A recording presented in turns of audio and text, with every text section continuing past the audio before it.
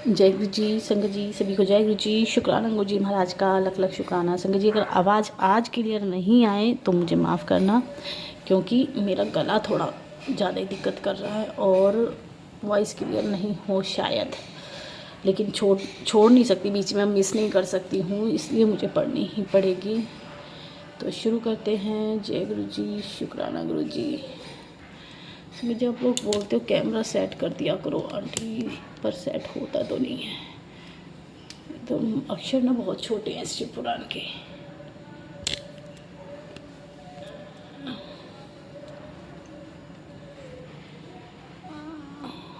जय गुरु जी। शुरू करते हैं संगत जी। 61वां अध्याय। ब्रह्मा जी बोले, हे नारद, इस प्रकार हिमाचल ने 3 दिन आग्रह एवं विनती करके बारात को नहीं जाने दिया। चौथे दिन मैंने स्वयं पश्चिम मुख से शिव गिरिजा को बैठाकर होम कराया तथा जो रीतियां शेष रह गई थी उन सब को पूर्ण कराया। तत्पश्चात अभिषेक किया गया। सब ने शुभाशीर्वाद दिया। फिर सब बारात को भोजन कराया गया। प्रातःकाल जब हिमाचल विदा मांगी तो हिमाचल ने अत्यंत विनय के साथ बारात को विदा किया। आज्ञा न देकर उसे कई दिन तक वहीं ठहराए रहे। हिमाचल ने बड़े प्रेमशील के कारण किसी को भी ऐसी संगति छोड़ने की इच्छा न हुई। उस समय देवताओं ने हिमाचल को बहुत स्तुति की तथा समझाते हुए कहा कि हे राजन, शिवजी परब्रह्मा है जिनके हम सब सेवक हैं। वे तुम्हारे घर आए, इसलिए संसार में तुमसे अधिक भाग्यवान कौन है। यह कहकर सब देवता एवं मुनि अत्यंत दुखी होकर वहां से लौट आए तथा कोई किसी से कुछ न कह सका। अंत में निराश होकर हिमाचल ने लज्जा से एक सभा कर सबको यह सूचना दी कि शिवजी अब विदा होने वाले हैं। हिमाचल के मुख से ऐसे वचन सुनकर सब लोग अचेत तथा मूर्छित से हो गए, परंतु फिर हिमाचल ने गुरु की आज्ञा अनुसार सब प्रकार की सामग्री उपस्थित कर बारात को घर के भीतर बुला लिया। हे नारद, जब बारात के सब लोग आ गए तब मैंने शिव एवं गिरिजा को मध्य में बैठा लिया। फिर गौरी गणपति जी की पूजा करा कर सब करने योग्य काम पूरे करा लिए। हिमाचल ने दहेज में पकवान, फल, हाथी, घोड़े, रथ, दास दासी, गो आदि इतने दिए जो असंख्य थे। इसके उपरांत हिमाचल ने कहा, मुझे पूर्ण आशा है कि जो अपराध मुझसे हुआ उसे आप लोग क्षमा करेंगे। हिमाचल के ऐसे वचन सुनकर सब देवता बोल उठे, हे हिमाचल, तुम भक्त हो गए, क्योंकि शिवजी ने तुम पर दया की है। तुमने गिरिजा का विवाह शिवजी के साथ कर दिया, यह हम सब पर बड़ी कृपा हुई है। ब्रह्मा जी बोले, हे नारद, इस प्रकार हिमाचल तथा मैना सहित समस्त परिवार बारंबार शिवजी की स्तुति करने लगा। तत्पश्चात सब बारात वहां से वास स्थान में लौट आई। शिवजी हिमाचल के घर के भीतर गए, जहां सब स्त्रियां एकत्र होकर शिवजी को विदा करने लगी। शिवजी ने कहा, सब बारात यहां से विदा हो गई, अब मुझे भी विदा होने की आज्ञा दी। यह सुनकर मैना ने बड़े स्नेह के साथ गिरिजा को शिवजी को सौंप दिया तथा बोली, हे शंकर, यह गिरिजा मुझे प्राण से प्यारी है तथा अभी इसकी अवस्था छोटी है। यह अधिक कोमलांगी है, इसको संसार के रीति रिवाज अब तक मालूम नहीं है। यह बहुत ही सीधी है, इसलिए आप इसे प्रेम तथा कृपा से रखें। यह कहकर मैना शिवजी के चरण पकड़कर मोहित हो गई। हे नारद, यह सुनकर शिवजी बोले, तुम और हिमाचल धन्य हो, जिनकी संसार में सब लोग स्तुति करते हैं। तुम कुल एवं परिवार सहित मुक्ति प्राप्त करोगे। हमें भक्तजन वैर, भय, प्रीति, भक्ति एवं संबंध आदि द्वारा अपने प्रकार के पाते हैं। यह कह शिवजी मैना से विदा लेकर होकर हिमाचल के पास आए तथा हाथ जोड़कर खड़े होकर विदा मांगी। उस समय हिमाचल अत्यंत प्रेम एवं भक्ति से आंसू बहाते हुए बोले, हे प्रभु, आप मेरे समस्त अपराधों को क्षमा करें तथा मुझे अपना सेवक समझकर सब दुख दूर करते रहें। यह कहकर हिमाचल ने शिवजी को विदा किया। तब बारात बड़ी धूमधाम से चली। उस समय सब प्रकार के बाजे बजने लगे। ब्रह्मा जी बोले, हे नारद, इस प्रकार शिवजी वहां से विदा होकर नगर के बाहर ठहरे। मधुर मुनियों ने हिमाचल से कहा कि अब गिरिजा को विदा किया जाए। अब यह समाचार भीतर मैना के पास भेजा गया। मैना सुनकर प्रेम सागर में डूब गई। नगर भर की स्त्रियों को बुलाया गया। वे सब वस्त्राभूषणों से सज्जित होकर गिरिजा को विदा करने के लिए आईं। ब्राह्मण स्त्रियों को गिरिजा को पतिव्रत धर्म की शिक्षा देते हुए कहा, हे गिरिजे, अपने पति की सेवा लोक में अत्यंत आनंद प्रदान करने वाली है। तुम रात दिन पति की सेवा में ही लगी रहना। स्त्री के लिए इसके समान कोई दूसरा तप नहीं है। संसार में 4 वस्तुएं अत्यंत सुख देने वाली हैं। पहला प्रियतम, दूसरा धर्म, तीसरी स्त्री तथा चौथा संतोष। परंतु इन चारों की परीक्षा विपत्ति के समय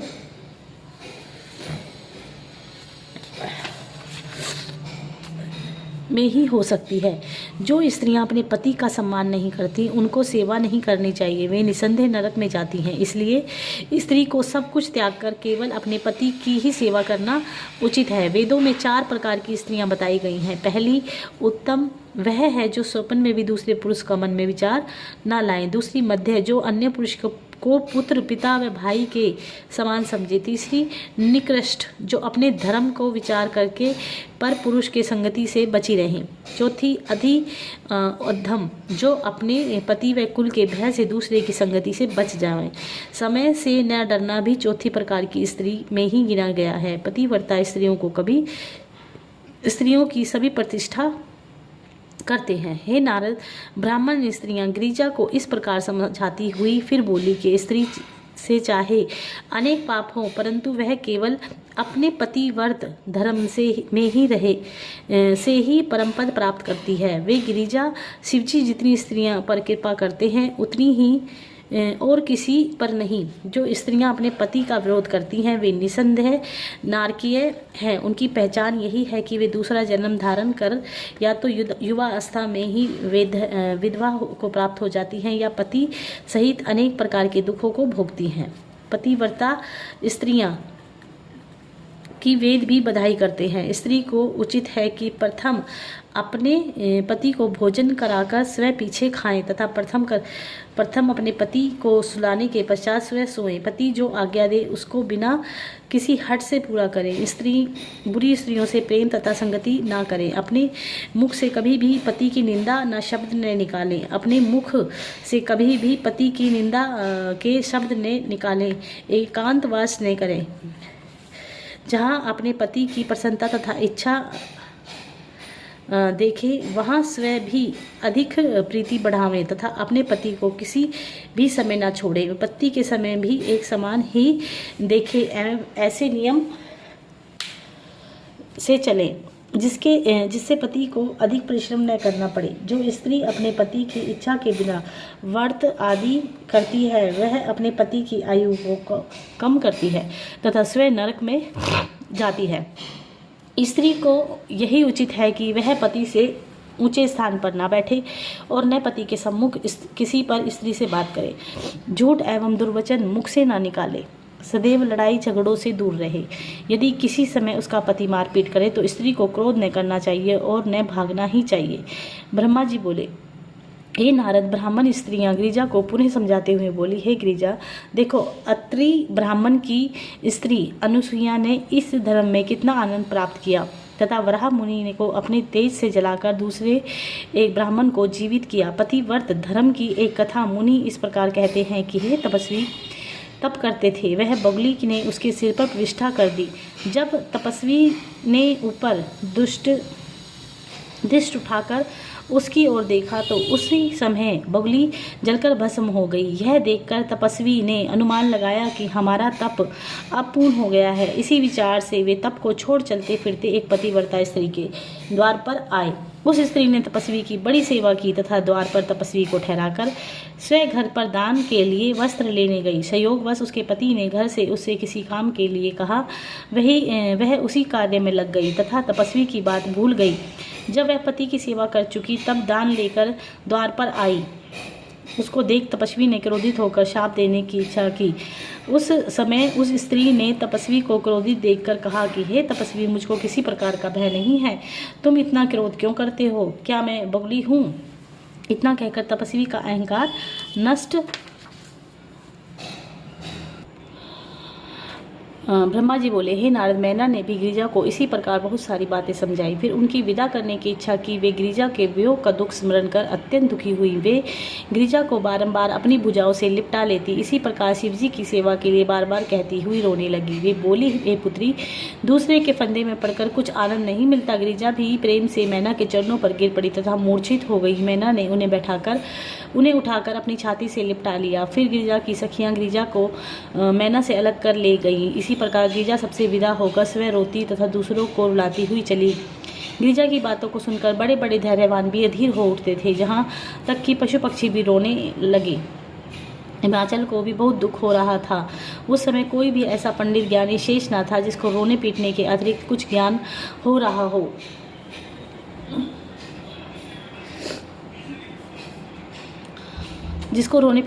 ज्ञान हो। तब ब्राह्मणों ने हिमाचल तथा उनके मित्रों से कहा कि अब शीघ्रता करो, शुभ मुहूर्त समाप्त हो जाता है। यह सुनकर हिमाचल ने निरुपाय होकर गिरिजा को पालकी पर सवार कर सभी स्त्री धर्म की शिक्षा दी। मैना आदि अन्य समस्त स्त्रियां तथा पुरुष के एक साथ गिरिजा को आशीष देने लगे। हिमाचल ने गिरिजा से दासियां भी दे दी, जिन्हें गिरिजा विशेष रूप से चाहती थी। जितने तोता आदि मधुरवाणी के पक्षी जिन्हें गिरिजा के चलने के समय मार्ग में शुभ शकुन हुए, बाज बजने लगे तथा चारों ओर से प्रसन्नता की बातें दृष्टिगोचर होने लगी। हे नारद, गिरिजा की विदा के समय बहुत सा धन द्रव्य लुटाया गया। चलने के समय हिमाचल ने अपने पुत्रों सहित देवताओं से प्रार्थना की कि हम कुछ दूर तक आपके साथ चलेंगे। कुछ दूर तक जाने के पश्चात देवताओं ने हिमाचल को विदा किया। हिमाचल भी वहां से यह कहकर कि मुझे तीनों लोकों में बड़ाई प्राप्त हुई है, सबको प्रणाम कर विदा हुए। उन्होंने शिवजी से कहा कि आप मुझे कृपा करके अपनी भक्ति दीजिए। शिवजी ने प्रसन्न होकर हिमाचल की इच्छा पूरी की और उन्हें विदा किया। हिमाचल के यहाँ जितने अतिथि आए थे उन सबको भी हिमाचल ने आदर सहित विदा किया। उस समय विंध्य पर्वत ने हिमाचल से कहा कि हे राजन, तुम शिवजी के संबंध स्थापित करके हम सबसे श्रेष्ठ हुए। जब शिवजी बारात के साथ कैलाश पर्वत पर पहुंचे तब वहां हर प्रकार के आनंद की सामग्री एकत्र हुई, बाजे बजने लगे तथा शिवजी की आरती उतारी गई। तदुपरांत शिव गिरिजा के शुभ लगन में मंदिर प्रवेश किया। ब्रह्मा जी बोले, हे नारद, शिव गिरिजा के मंदिर में प्रवेश करने के पश्चात जब स्त्रियां एकत्र होकर उनकी आरती उतारने लगी, विष्णु तथा हम सब ने दोनों के पूजन किया। उस समय हम सबको इस प्रकार आनंद प्राप्त हुआ जिस प्रकार दरिद्री को धन, अंधे को नेत्र तथा रोगी को अमृत होने से होता है। हम सब ने उनकी अलग अलग स्तुति की, जिससे शिवजी अत्यंत प्रसन्न हुए। फिर वहां से विदा होने की आज्ञा मांगते हुए शिवजी ने यह निवेदन किया कि हे कैलाशपति, हम सबको जो मनोरथ है उसे आप भली प्रकार जानते हैं। आप हम पर कृपा बनाए रखें और हमें जाने की आज्ञा दें।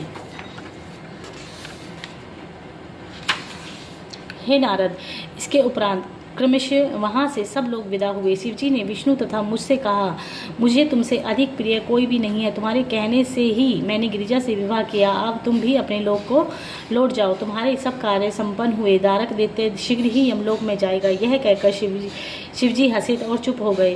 विष्णु जी तथा मैं भी हंसकर बड़ी प्रसन्नता से जय जय श्री शंभु कहते हुए उनकी स्तुति करके वहाँ से चल दिए। जब बारात के चले जाने के पश्चात शिवगण उनकी सेवा करने लगे। शिवजी जगत पिता और तथा गिरिजा जगत माता है। हम श्रृंगार को किस प्रकार वर्णन करें। संसार में शिव के समान और कौन सहायक है। उन्होंने परब्रह्मा होकर भी संसार को दुख दूर करने के लिए विवाह किया, जिससे उनकी वह लीला कह सुनकर संसारी जीव मोक्ष प्राप्त करे। शिव गिरिजा के विवाह की यह कथा अत्यंत मंगल प्रदान करने वाली है। जो इसको सुने वह पशु के समान, ना सुने उसके पशु के समान है। इस संसार में शिवजी के यश गान के अतिरिक्त मुक्ति प्राप्त करने की कोई सरल उपयुक्ति नहीं है। यद्यपि उनका यश अपार है, परंतु जितना सुना जा सके भलाई के लिए उतना ही बहुत है। जो इस कथा को प्रेम पूर्वक सुनेगा तथा दूसरों को सुनवाएगा वह शिवजी के समान हो जाएगा तथा आनंद प्राप्त करेगा। जो कम से कम भी इस कथा का पाठ करेगा वह भी धन्य होगा। चारों वर्ण के जो लोग इस कथा का पाठ करेंगे उनके सब रोग दूर होंगे, सब कष्टों से छुटकारा मिलेगा तथा अंत में मुक्ति प्राप्त करेंगे। चतुर्थ खंड पहला अध्याय। इतनी कथा सुनकर शौनक जी बोले, हे सूत जी, नारद जी ने शिव जी के विवाह का वर्णन सुनकर ब्रह्मा जी ने फिर क्या पूछा? सूत जी ने कहा, नारद जी ने ब्रह्मा जी से पूछा कि हे पिता, मैं समस्त संसार में भ्रमण करता रहा परंतु शिव जी का तत्व भेद न जान सका। फिर विष्णु जी ने कथा अनुसार मैंने आपकी सेवा में पहुंचकर थोड़ा सा शिव जी का चरित्र सुना तो मन की इच्छा तरह से धैर्य को प्राप्त हुआ तथा इस बात का पूरा विश्वास हो गया कि शिव जी का चरित्र संसार के लिए बहुत ही आनंद देने वाला है एवं मंगलदायक है। इसलिए अब मेरी इच्छा है कि आप मुझे यह बताएं कि जब शिव जी गिरिजा के साथ विवाह करके कैलाश पर्वत पर सुशोभित हुए तब उन्होंने भक्तों को सुखदायक कौन से चरित्र की तथा हिमाचल से विदा होकर कौन कौन से कार्य किए। आप मुझे तारक दैत्य का वध, कार्तिवीर्य की उत्पत्ति तथा त्रिपासुर का प्रकट होना आदि सब कथा सुनाइए, क्योंकि तीनों लोकों में आपसे अधिक कोई शिव नहीं है और ना कोई शिव जी के चरित्र के विषय में जानने वाला है। यह सुनकर ब्रह्मा जी अत्यंत प्रसन्न हुए तथा शिव जी से प्रेमानंद विभोर हो गए। कुछ देर के पश्चात ब्रह्मा जी ने कहा, हे पुत्र, मुझे विश्वास है कि तुम्हारे हृदय में शिव जी विराजमान हैं। तुम्हें अब शिव जी के अन्य चरित्रों को सुनाता हूँ। जय बाबा की। ब्रह्मा जी बोले, हे नारद, जब सदा शिव गिरिजा का विवाह कर लाए तब देवताओं का मनोरथ समझ उन्होंने तारकासुर के वध की इच्छा की। मैं विष्णु तथा समस्त देवता वहां से विदा होकर अपने घरों को गए। हमने शिव जी की कृपा का भरोसा रखा परंतु कोई बात प्रकट न हुई। एक दिन समस्त देवता मुनि आदि एक स्थान पर एकत्र होकर सम्मति करके कहने लगे कि बड़े आश्चर्य का विषय है कि इतना समय व्यतीत हो गया परंतु अभी तक हमारा कार्य सिद्ध नहीं हुआ। फिर उन सब ने तेज अर्थात अग्नि से कहा कि तुम चतुरता से शिव जी के पास जाकर देखो कि वे क्या कर रहे हैं। अग्नि देवता यह आदेश पाकर वहां से विदा हो कपोत का स्वरूप धारण कर शिव जी के निवास स्थान पर पहुँचे। फिर मैं तथा विष्णु जी भी सब देवताओं के साथ कैलाश पर्वत पर गए। जब हम लोगों ने शिव जी के वट वृक्ष के नीचे देखा तो गणों से पूछा कि सदा शिव जी महाराज कहाँ हैं। उस समय गणों ने यह उत्तर दिया कि वह तो बहुत समय से घर के भीतर गिरिजा के पास है, अभी तक बाहर नहीं आए हैं। यह सुनकर विष्णु जी, मैं तथा देवता आदि सदा शिव जी के भवन के द्वार पर गए तथा उच्च स्वर में उन्हें पुकारा। हमारी पुकार सुनते ही शिव जी तुरंत गिरिजा को छोड़कर बाहर आए। उस समय हमारे मन में शिव जी के प्रति अत्यंत प्रेम उमड़ पड़ा तथा प्रसन्नता से हम सबके नेत्रों से अश्रु झलक आए। हमने कहा, हे सदाशिव, हम सब आपकी शरण में हैं। आशा है कि आप कृपा करके हमारे दुख को दूर करेंगे। आपके कृपा कटाक्ष से हमारा कार्य सुधरता है। हम आपकी महिमा कहाँ तक वर्णन करें। आपकी महिमा नारद, सारद, शेष तथा वेद कहकर थक जाते हैं। आप भक्ति एवं तप के अधीन, दया के सागर तथा समस्त संसार के स्वामी, उसका वर्णन करने की कोई आवश्यकता नहीं। आप हमारी ओर दया दृष्टि क्यों नहीं करते। हम सब आपकी शरण में हैं। आप केवल हम भक्तों के उपकार के लिए शगुन स्वरूप धारण करते हैं। मैं तथा विष्णु जी आदि इस प्रकार स्तुति करके शिव जी के आगे मस्तक झुकाकर खड़े हो गए। ब्रह्मा जी बोले, हे नारद, देवताओं की स्तुति को सुनकर शिव जी ने प्रसन्नता एवं हर्ष से भरकर कहा, हे देवताओं, तुम लोग जिस कार्य के लिए आए हो उसका विस्तार पूर्वक वर्णन करो। शिव जी के वचन सुनकर सब देवताओं ने हाथ जोड़कर विनती की कि हे कैलाशपति, अब आप अपना विहार आनंद त्याग कर देवताओं के कार्य को पूरा कीजिए। शिव जी बोले, हे देवताओं, आप हमारा वीर्य जाता है, जिसमें शक्ति हो वह इसे धारण कर ले। यह सुनकर विष्णु जी ने अग्नि को संकेत किया तथा शिव जी ने विष्णु जी को इच्छा जानकर उसे पृथ्वी पर डाल दिया। देवताओं की आज्ञा से अग्नि ने तुरंत उस वीर्य को धारण कर फिर अग्नि के कपोत का शरीर धारण कर अपने चोंच से उस वीर्य को निगलकर अपने घर की ओर उड़ गए।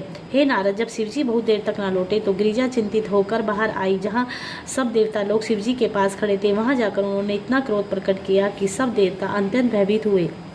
गिरिजा ने क्रोधावेश में होठ चबाते हुए कहा कि हे देवताओं, तुम सब अपने स्वार्थ के साथी हो। तुमने अपने स्वार्थ के लिए मुझको बांध कर दिया है। तुमने मुझे शिवजी को अपने पास बैठा रखा है। तुमने हमारे विहार में विघ्न उत्पन्न किया है, इसलिए तुम्हारी सब स्त्रियां बांझ होंगी। गिरिजा ने देवताओं को यह शाप देकर अग्नि से कहा कि हे भाग्यहीन ब्रही, तुम इतने दुष्ट हो गए कि तुमने भक्ष्य अवश्य कुछ विचार नहीं किया। अब तुम सब चीज़ें खाया करोगे, क्योंकि तुमने शिवजी का वीर्य खा लिया है। जिस समय गिरिजा ने अग्नि को यह शाप दिया उस समय देवता आदि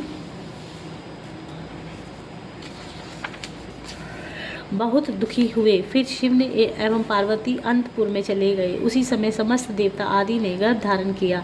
तब अपने उदर को गर्भ से पूरित देख वे बहुत ही लज्जित और दुखी हुए। सब देवता मिलकर शिवजी की शरण में गए तथा स्तुति करते हुए बोले, हे देवादिदेव, आप हमारे ऊपर कृपा करें, आप हम सबको मुक्त करें। इस प्रकार बहुत सी स्तुति सुनकर शिवजी फिर प्रकट हुए, जिनका देखकर देवता अत्यंत प्रसन्न हुए तथा पुनः स्तुति करके बोले, हाँ हे गिरिजापति, आप हमारी सहायता करें और हमारे दुखों का दूर करें। हम आपके सेवक हैं। जब से हमने गर्भ धारण किया है तब से हम महादुखी हैं। हे प्रभु, लोक से हमारी निंदा हो रही है। हे नारद, देवताओं की बात सुनकर शिवजी हंस पड़े और तथा बोले, विष्णु तथा सब देवताओं, तुम तुरंत वीर्य की मुख के मार्ग से बाहर निकाल दो, जिससे हम प्रसन्नता प्राप्त हो। यह सुनकर देवताओं ने तुरंत शिवजी के आदेश का पालन कर वीर्य निकाल दिया। उस वीर्य का वर्ण स्वर्णवत हो गया। इस प्रकार देवताओं को उस दुख से छुटकारा मिला, परंतु शिव ने अनिल को यह आज्ञा न दी। इसके उसको बहुत दुख हुआ। अंत में वह भी दुखी होकर शिवजी की स्तुति करने लगा और बोला, हे देवताओं के देवता, अब आपको मेरी सहायता करनी चाहिए। आप ही बताइए कि मैं आपके चरण छोड़कर कहाँ जाऊँ। जब आप मुझे ऐसा उपाय बताइए जिससे मेरा यह दुख दूर हो। यह सुनकर शिवजी बोले, हे अनिल, हमारे इस वीर्य को स्त्रियों को दे दो, जो तुमको शांति मिले। तब अग्नि ने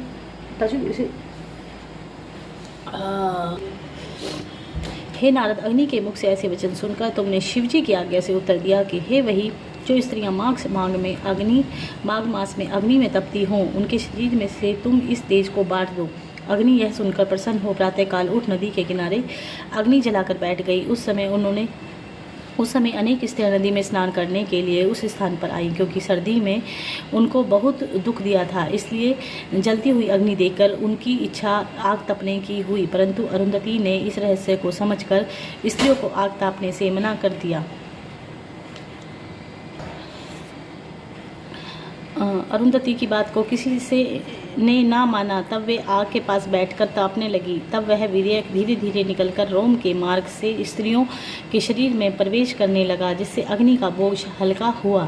तब अग्नि अत्यंत प्रसन्न होकर तेज को दूर हुआ देख प्रसन्न हुई तथा वे स्त्रियां तुरंत गर्भवती हुईं। तब वे दुखी होकर अपने घर लौट गई। यह दशा देखकर ऋषि श्रवण ने उन सब पर इतना क्रोध किया कि वे सब पक्षियों की भांति उड़ने लगे। उन्होंने अपनी यह अवस्था देख अत्यंत दुखी हो वीर्य को हिमगिरी के ऊपर छोड़ दिया। यहाँ उस वीर्य को तेज स्वर्ण के समान झलकते देखा। फिर उन्होंने उसे उठाकर गंगा नदी में डाल दिया। जैसे ही वह वीर्य नदी में पड़ा, वैसे ही नदी कांप कर बहना छोड़ स्थिर हो गई तथा शिवजी के वीर्य को न सहकर दुखी हो बड़े जोर से नाद करने लगी। फिर गंगा ने उस वीर्य को अपनी लहरों के द्वारा किनारे पर फेंक दिया। उस स्थान पर सरपत के बोझ पड़े हुए थे। वह वीर्य वहीं जानकर रुक गया तथा एक बालक स्वरूप में प्रकट हुआ। उस समय आकाश से जय जय का घोष हुआ। उस लड़के का स्वरूप अत्यंत सुंदर था। मुख, नाक एवं हाथ बहुत ही सुडौल तथा वर्ण जलती हुई अग्नि के समान था। नख परम सुंदर थे। चरण ऐसे थे जिनको देखकर करोड़ों कामदेव लज्जित हो जाएं। उसी समय गिरिजा के दोनों स्तनों से दुग्ध की धारा बहने लगी, जिसको देख शिव तथा गिरिजा को अत्यंत प्रसन्नता हुई। तब गिरिजा ने शिवजी से पूछा, हे नाथ, हमारे स्तनों से यह दूध क्यों निकला है? उस समय शिवजी ने मुस्कुराकर कोई उत्तर न दिया।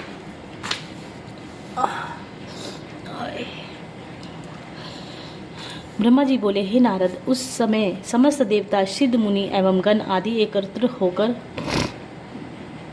बड़ा आनंद मनाते हुए तथा पुष्पों की वृष्टि करते हुए कैलाश पर पहुँचे। गंधर्वों ने प्रसन्न होकर आनंद के बजाए बाजे।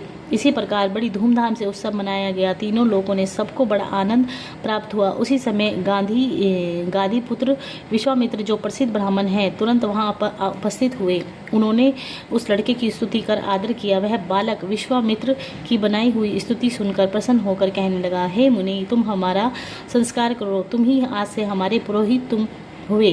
तुम तीनों लोगों के सम्मान के योग्य हो। यह सुनकर विश्वामित्र ने कुछ सोचकर विनय पूर्वक कहा, मैं ब्राह्मण के घर उत्पन्न नहीं हुआ हूँ जो आपका संस्कार करूँ। मैं तो गांधी नामक क्षत्रिय उत्पन्न हूँ तथा मेरा नाम विश्वामित्र है।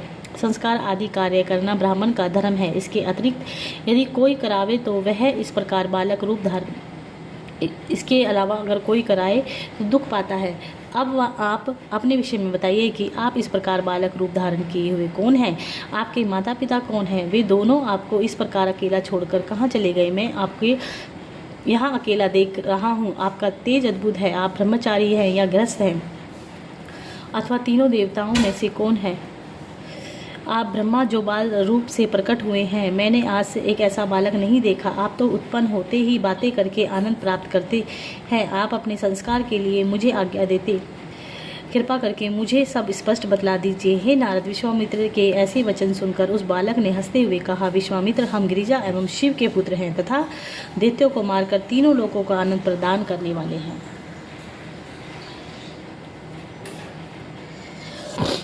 यह कहकर उस बालक ने अपना प्रताप विस्तार पूर्वक कह सुनाया और कहा, हे ऋषि, तुम ब्रह्म ऋषि होकर सब ब्राह्मणों से प्रतिष्ठा प्राप्त करोगे। तुम यहाँ तक ब्रह्मा के पुत्र वशिष्ठ भी तुमको ब्रह्मऋषि कहेंगे। यह हमारा वर है। अब तुम शिव और गिरिजा की लीला को अपार समझकर हमारे संस्कार के विषय में विचार करने में एवं विलम्ब न करो। यह सुनकर विश्वामित्र ने तुरंत आज्ञा मानकर संस्कार किया। तब शिवजी के पुत्र ने विश्वामित्र को वर दिया और अपना पुरोहित बनाया। उसी समय अग्नि ने भी वहां पहुंचकर तथा शिवजी के पुत्र को देखकर आनंद प्राप्त किया। फिर उस बालक को प्रणाम किया। विश्वामित्र ने जो बातें पूछी उन्हें ठीक ठीक उत्तर उस बालक ने दिया। फिर उसने अपनी सब कथा अग्नि से कही। अग्नि ने उसे गोद में उठाकर छाती से लगा लिया और उसका मुख चूमा। फिर अत्यंत प्रेम के साथ उस लड़के को अपना पुत्र माना तथा अपने बहुत से शस्त्र उसे दिए। हे नारद, शिवजी के पुत्र ने दोनों को वहां से विदा किया तथा स्वयं अग्नि को दी हुई शक्ति हाथ में ले श्वेतगिरि पर चढ़कर अत्यंत भयानक शब्द से नाद किया। उस शब्द को सुनकर ऐसा प्रतीत होता था जैसे प्रलय हुआ चाहता है। फिर उसने देवताओं के मनोरथ के पूर्ण करने के लिए अपनी शक्ति पर्वत के शिखर पर मारी, जिससे तीनों लोकों में हाहाकार मच गया और पर्वत फटकर गिर पड़ा। उस समय महाबलवान 10 पदम राक्षस कालवश हुए, जो पहले वहां रहते थे तथा उन्हें मारने को दौड़े थे। फिर देवता और मुनि चिंतित होकर कहने लगे कि अब यह क्या हुआ, परंतु किसी की समझ में कुछ नहीं आया। तब इंद्रादि देवता उसे देखने के लिए चले। वहां आकर उन्होंने देखा कि वही लड़का पर्वत पर खड़ा है। उस समय उस पर्वत ने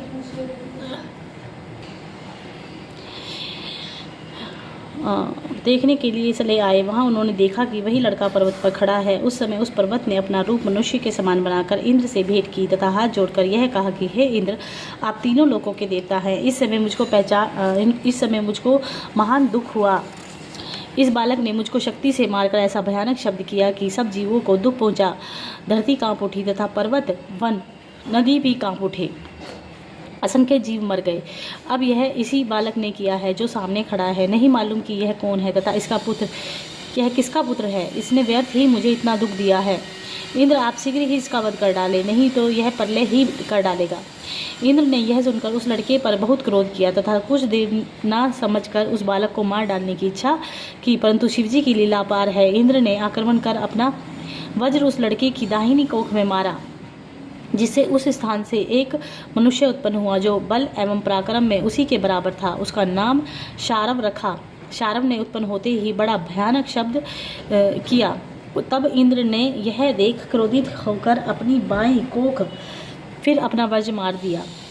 उससे एक दूसरा मनुष्य उत्पन्न हुआ, उसे भी शारव कहते। दूसरा शारव भी उत्पन्न और घोर नाद करने लगा। इंद्र ने क्रोधित होकर अपना वज्र फिर मारा, परंतु उसका कोई फल न निकला तथा एक व्यक्ति और प्रकट हुआ, खड़ा हो गया। उसने नेग में कहते हैं, वे तीनों पहले बालक के सहायक हो गए। वे चारों प्रलय की अग्नि के समान प्रकट हुए।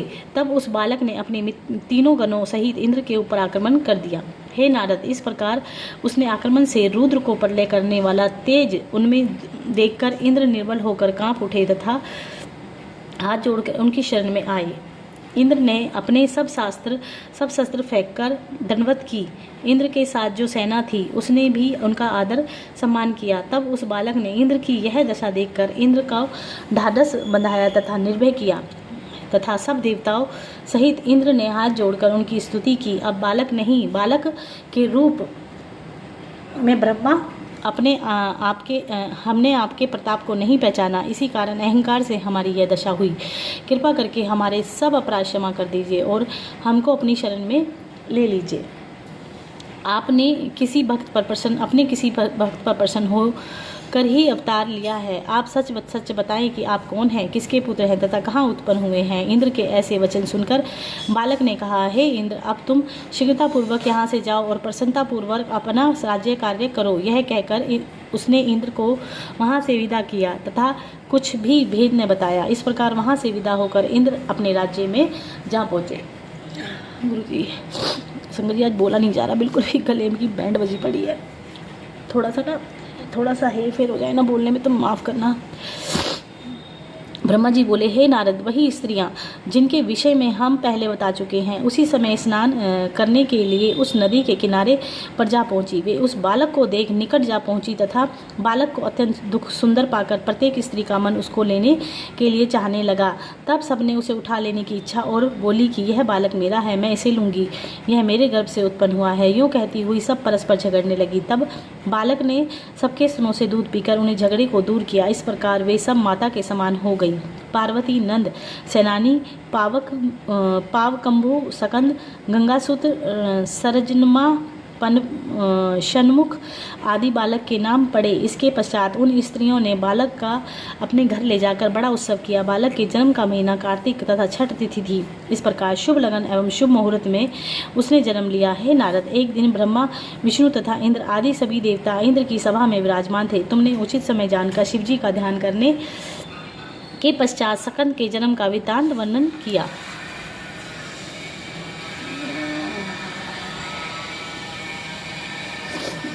कोई भी काम करते हैं ना संगत जी तो कष्ट तो आते हैं। पिछली बार भी शिव पुराण पढ़ी थी ना, तब ऐसे ही गुरुजी ने ना एकदम गला रूंझ दिया था।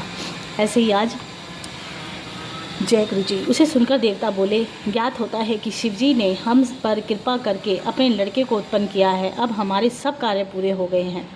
इस प्रकार बातें हो रही थी कि सकंद अपने साथियों के साथ खेलते खेलते उस स्थान पर जा पहुँचे। मुनियों और देवताओं ने ऐसे तेजस्वी बालक को देखकर पूछा, यह कौन है तथा किसका लड़का है। फिर सबने यही कहा, इसको बुलाकर पूछना चाहिए, क्योंकि इस सुंदर स्वरूप को देखकर नेत्र नहीं थकते। तब उन्होंने उसी समय उस लड़के को बुलाकर पूछा कि तुम कौन हो। सकंद ने उत्तर दिया कि हम लड़के के रूप में शिवजी हैं, वही शिवजी जिनका तुम सदैव ध्यान करते हो तथा जो लोक के ही चाहने वाले हैं। हम को लोग लोक में गुरु कहते हैं। यह सुनकर विष्णु जी ने कुछ सोचकर कहा, यदि तुम शिवजी हो तो हमको विश्वास दिलाने के लिए अपना स्वरूप दिखलाओ। सकंद ने यह सुनकर अपने भयानक शरीर में विराट स्वरूप प्रस्तुत किया, जिसने करोड़ों ब्रह्मांड, इंद्र, उपरेंद्र आदि वर्तमान थे। उस समय समस्त सभा उनके रोम रोम में ब्रह्मांड देखकर कांप उठी। विष्णु जी तथा मैंने घबराकर शरण शरण पुकारी तथा कहा, वास्तव में आप शिव जी का रूप है, आप अपना वही रूप धारण कर लीजिए। यह सुनकर सकंद ने तुरंत अपना पहले वाला रूप धारण कर लिया। हे नारद, विष्णु जी ने हाथ जोड़कर सकंद की स्तुति की और हे बोले, हे षण्मुख, हे शिव गिरिजा के पुत्र, अब तुम हम पर कृपा करो। तुम तो अनादि, निर्गुण तथा सगुण स्वरूप हो। इस समय तुमने सकंद अवतार धारण किया है। इस प्रकार विष्णु जी ने स्तुति की। उनके उपरांत विष्णु जी तथा सकंद को विमान पर चढ़ा कर देवता सहित शिव जी के मंदिर की ओर चले। उस समय प्रत्येक के मुख से जय जयकार का शब्द निकल रहा था। सब लोग आनंद मनाते हुए कैलाश में जा पहुँचे।